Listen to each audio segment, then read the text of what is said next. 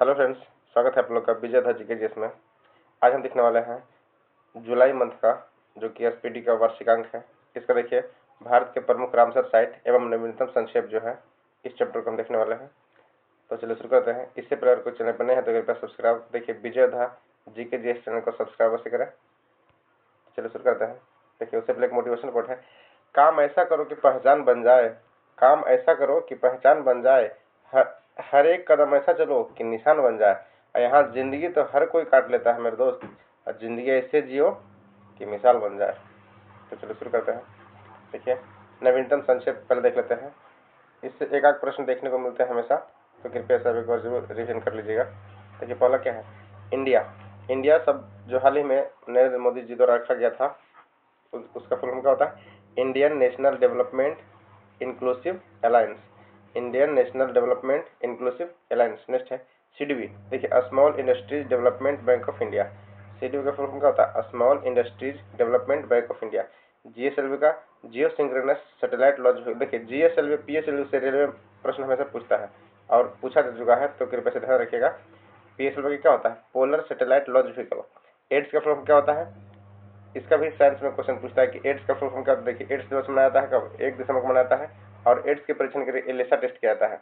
और एड्स दिवस कब मनाया जाता है? तो 1 दिसंबर को मनाया जाता है। इसका फुल फॉर्म क्या होता है? Acquired immuno deficiency syndrome. Next है चैट जीपीटी। हाल ही में चर्चा में बहुत चल रहा है जीपीटी, तो इसे भी ध्यान रखिएगा। Chat generative pre trained transformer. Next है OTT over the top. Next है एआई। एआई का तो हाल ही में भी जमाना चल रहा है, एआई का ही है। जितने भी वीडियो बन रहे हैं यूट्यूब पे शॉर्ट्स सर्वाधिक एआई से बना जा रहा है, इसे ध्यान रखिएगा। Artificial intelligence. एआई का फुल फॉर्म क्या होता है? Artificial intelligence. टीआरई। देखिए टीचर रिक्वायरमेंट एग्जाम। टीआरई का फुल फॉर्म होता है teacher requirement exam. TET teacher eligibility test. Teacher eligibility test किसका होता है? टीईटी का फुल फॉर्म होता है। नेक्स्ट है सार्स। देखिए south Asian association for regional cooperation. Covid का कोरोना वायरस डिजीज। सीएबी या CAA citizenship amendment bill. Citizenship amendment bill होता है या, और ए रहा तो एक्ट होगा। नेक्स्ट है NRC national register of citizenship. National register of citizen. NRI non residence Indian. NRI का मतलब होता है non residence Indian. EVM. EVM का इलेक्ट्रॉनिक वोटिंग मशीन। ईवीएम का फुल फॉर्म क्या होता है? Electronic voting machine. नेक्स्ट है VVPAT voter verifiable paper audit trial. Voter verifiable paper audit trial VVPAT का होता है। देखिए नोटा। नोटा जो चुनाव से संबंधित है। None of the above. NOTA का मतलब क्या हुआ? अगर कोई आपको उम्मीदवार पसंद नहीं आ रहा है तो आप उसमें एक बटन नोटा दिया गया है चुनाव आयोग के द्वारा, उसे आप नोटा को क्लिक कर सकते हैं। लेकिन नोटा से उसका कुछ फर्क नहीं पड़ता है, क्योंकि अगर एक भी मत किसी को पड़ जाता है तो वह व्यक्ति जीत जाता है। मतलब जैसे अगर 2 उम्मीदवार हैं या 3 हैं, उसमें अगर आप सभी को नोटा दिया दे और किसी भी कैंडिडेट को एक भी वोट अगर पड़ गया तो वही कैंडिडेट जीतेगा, इसलिए नोटा का कोई मतलब नहीं रह गया है। नेक्स्ट है NDA national democratic alliance. UPA का क्या होता है? United progressive alliance. United progressive alliance. IRCTC. देखिए रेलवे से संबंधित है आईआरसीटीसी, एक रेलवे का बहुत बड़ा कंपनी है। Indian railway catering and tourism corporation. Railway का 75% वर्क आईआरसीटीसी संभाल रहा है। नेक्स्ट है FSSAI food safety and standard authority. Food safety and standard authority. Next है MOU memorandum of understanding. Memorandum of understanding. ODF open defection free. देखिए यह शौचालय संबंधित है। जैसे ओडीएफ मतलब क्या होता है? ओपन डिफेक्शन फ्री, खुले में शौच मुक्त को कहा जाता है ओडीएफ। नेक्स्ट है पेटा। पेटा है people of ethical treatment of animals. People of ethical treatment for animals. NEFRA. NEFRA क्या होता है? National finance reporting authority. NERA NERA RERA है RERA real estate regulatory authority. Real estate regulatory authority. फेट FATF का financial action task force, ये चर्चा में रह चुका है वर्ड कई बार। FATF financial action task force का होता है। UNHRC United nation human right council, UNHRC United nation human right council. GST, देखिए GST का स्थापना 1 जुलाई 2017 को किया गया था। तो 1 जुलाई को क्या मनाता है, GST डे मनाया जाता है। तो GST का फुल फॉर्म क्या होगा, अब देखिए GST को लागू करने वाला प्रथम राज्य कौन सा है, असम है। तो GST का मतलब क्या होगा, goods and service tax. BHIM Bhim, Bharat interface for money. Asian का association of south Asian nation. Next है HTTP hyper text transfer protocol, HTTP का hyper text transfer protocol. PCS provisional civil service, provincial civil service. PCS का मतलब क्या हुआ, provincial civil service, provincial civil service. देखिए bark, BARC क्या हुआ, BARC का Bhabha atomic research centre, BARC का full form Bhabha atomic research centre होता है। UPI unified payment interface. NEFT national electronic fund transfer, NEFT का national electronic fund transfer. IMPS immediate payment service, immediate payment service IMPS।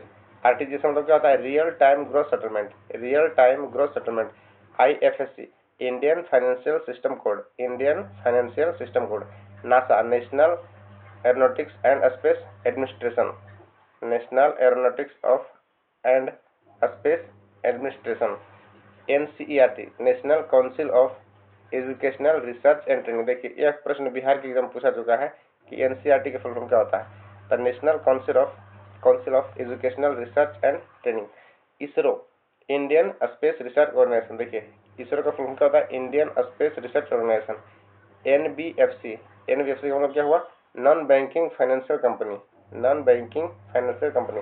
नीति, देखिए नीति का full form क्या होता है, नीति आयोग का national institution for transforming India, national institution for transforming India होता है नीति का। TRAI try telecom regulatory authority of India. देखिए जितने भी फोन कॉल है या टेलीकॉम है मोबाइल से संबंधित, तो उसका जो कॉल दर से लेके जो सुविधाएं हैं उसका एक ब्रांच है, वो ट्राई रेगुलेट करता है। रिचार्ज बढ़ाना या घटाना इत्यादि को निर्णय को ले सकता है, ट्राई के द्वारा इसे जांच किया जाता है। नेक्स्ट है IRDA insurance regulatory and development authority. IRDA क्या होता है, इरडा का insurance regulatory and development authority. UIDAI, देखिए उदई जो आधार कार्ड का है, इसका फुल फॉर्म क्या होता है, unique identification authority of India, unique identification authority of India. ASHA, देखिए गांव में जो आशा होती हैं हॉस्पिटलों में, आशा का फुल फॉर्म क्या होता है, accredited social health activist, accredited social health activist. NABARD, NABARD का फुल फॉर्म क्या हुआ, national bank for agriculture and rural development, national bank for agriculture and rural development. IMEI, देखिए IEMEI का फुल फॉर्म क्या होता है, international mobile equipment identity. Mobile में, हर एक मोबाइल में एक उसका IMEI नंबर आता है। जिस तरह से गाड़ी का एक अपना पर्सनल नंबर आता है, उसी तरह से IMEI एक मोबाइल का नंबर आता है, और इसका फुल फॉर्म क्या हुआ, इंटरनेशनल मोबाइल इक्विपमेंट आइडेंटिटी। अगर किसी का फोन खोता है तो इस IMEI नंबर से ही कंप्लेन किया जाता है। नेक्स्ट है SEBI Securities and Exchange Board of India, Securities and Exchange Board of India. CNG compressed natural gas, CNG का फुल फॉर्म क्या होता है, कंप्रेस्ड नेचुरल गैस। नेक्स्ट है DRDO Defence Research and Development Organisation, Defence Research and Development Organisation. इसका देखिए ध्येय वाक्य क्या है, तो वलस्य मूलम विज्ञानम, वलस्य मूलम विज्ञानम, इसे हिंदी में है। नेक्स्ट है CRR cash reserve ratio, cash reserve ratio. SLR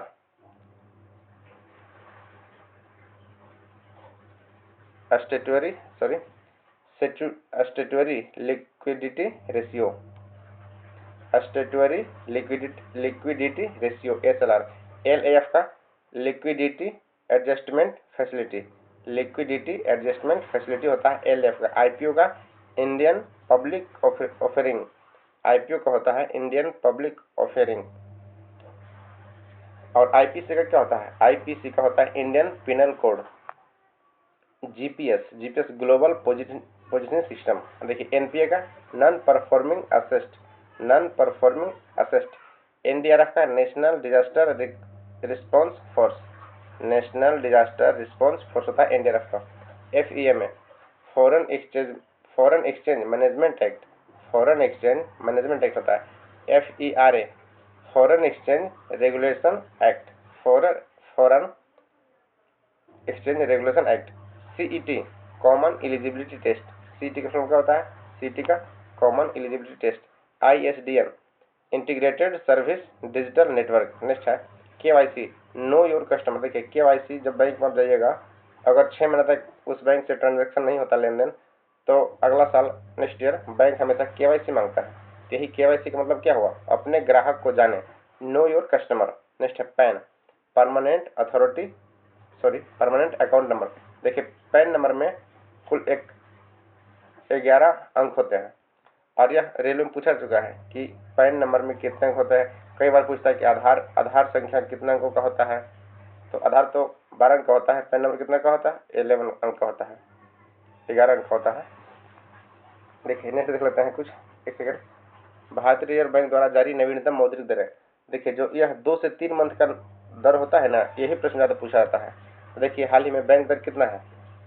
bank दर 5.75% है। रिपो दर कितना है? 5.50% है। और रिवर्स रिपो दर कितना है? तो 3.35%। देखिए CRR कितना है? 4% है। SLR कितना है? 18% है। और MSF 5.75% है। यह 1 जुलाई 2025 तक की स्थिति है।